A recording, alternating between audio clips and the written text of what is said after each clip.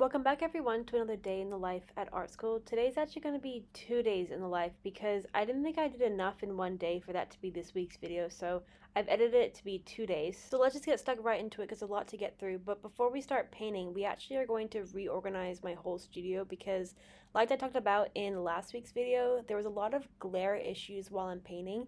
So the light that's above my studio hits my painting at a certain angle, and where my easel was at, it was really hard for me to see what I was actually doing with all the glare.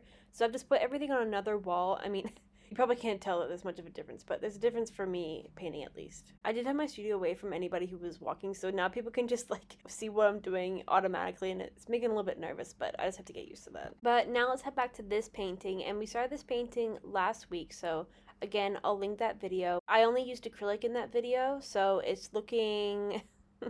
I mean, if you have seen my other videos, you know that the acrylic phase is just, it's so bad, it's so rough, it's just a underpainting really, so it's not refined, it's not detailed, it's not how it usually looks by the end. So this is the first time I'm going in with oils, and for me, I just love the process of oils. I started to add all these naturalistic tones because at the beginning it was very not naturalistic, like a lot of fun colors that I then covered up with more naturalistic tones, but then you can see in like the cheek area and stuff, those colors still shine through a little bit, and that was the whole point of the underpainting acrylic paint process, was to remain really loose at the beginning and then refine with the oils. So by this stage I realized there wasn't enough refinement. I think it was because of the lack of opacity.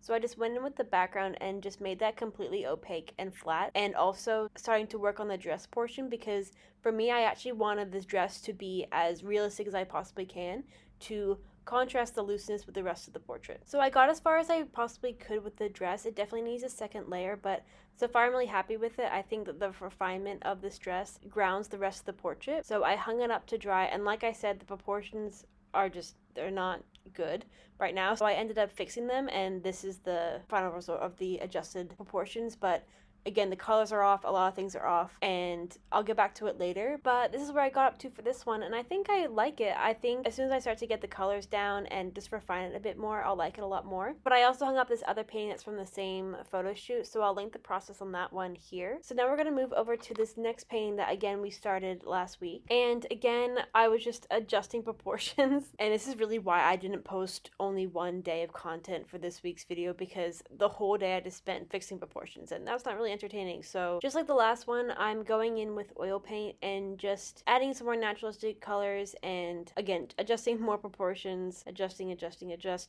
and that's kind of what I did that day. That's why, you know, like I wanted to include that stuff because I did a lot.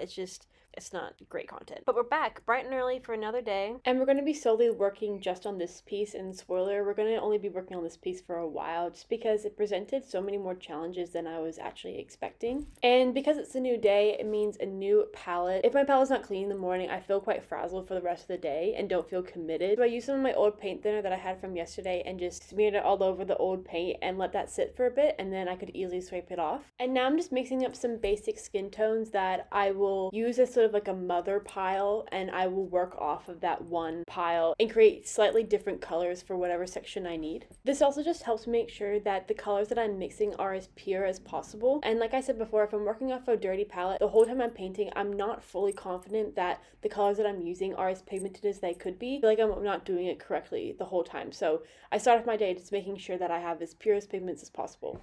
And also, just to clarify, it looks like that I'm only adding like white to get a lighter shade, but I'm adding so many other colors as well. I wouldn't recommend just constantly adding white just to get lighter. I would add more yellow, more red sometimes, a lighter blue maybe. And finally, after all of my adjustments with the proportions, we are starting to render. And of course I'm starting with the eye because the eye is usually where I start, and also the reference of my friend. The eye was like my favorite part of this reference. It was so beautiful. So I really just wanted to get stuck into that. Like I was thinking about constantly the whole time, I can't wait to paint this eye, I can't wait to paint this eye, and we're finally getting into it. And sometimes that can be an issue if your reference is too good, because you can kind of get sucked into a lot of the details, which is what I did. I ended up painting every eyelash, every sun ray, every pore, honestly, which is not usually what I do. If you see my other paintings, I do go quite detailed, but never this detailed. So when I was talking about before that this painting caused a lot more challenges than I was originally expecting, it was because of this eye, because I kind of got sucked into all of the beauty that I wanted to replicate, I end up going so much more detailed. And then of course if I go detailed in a certain area, I then have to do that to the rest of the face, which wasn't really what I wanted to do or planning to do. Because if you've seen my previous vlog, I talked about how stressed I was about the fact that I have to submit 7 paintings by the end of this semester, which is coming up, and making my work more time consuming wasn't really the plan. But I had a lot of fun and I don't regret it either. I do want there to be elements of insane realism but contrasted with looser painterly qualities that I will put on the other side of the face. I'm just going in with a really small brush and including most of the detail that I see in the reference photo, including the iris area, not the iris, the color. Hold on, let me search this up. Oh yeah, iris. Okay. Because she's in sunlight, the iris, I guess now, is illuminated, and you can see every detail in that iris area that I decided to replicate. I painted all of that. This is a larger painting, plus it's also cropped, and so the eye actually takes up a large amount of space, and so I did feel compelled to include every detail because when the size is smaller, I don't really have the paintbrush size or feel the need to include every detail. This reference was also taken in direct sunlight, which I've never actually done before, which creates a totally different lighting scenario than I'm used to, and I haven't experimented or tried out ways to simplify the sunlight lighting on my subjects. And I'm slowly just working down to the rest of the face. And really great camera angle there, well done. Just fixing up colors and proportions. And I also just want to say that if you're still here listening and watching me, I just want to say you're a legend, thank you. With my current schedule, I'm not able to make other content other than art vlogs at the moment. I am about to finish my first semester, and in the holidays I'm planning on making other content. And here, I try and fix the glare. We literally just reorganized the studio to fix this problem and it's still happening. Anyway, I am planning on making maybe some color pencil videos because I do post that stuff on my shorts. So stay tuned for that, but this is where I got up to for the end of the day. Let me know any video ideas that you're interested in me making in the holidays. I would love to hear your suggestions, but that is the end of the video, guys. Thank you so much for watching again. I really appreciate it, and I will see you next week. Bye.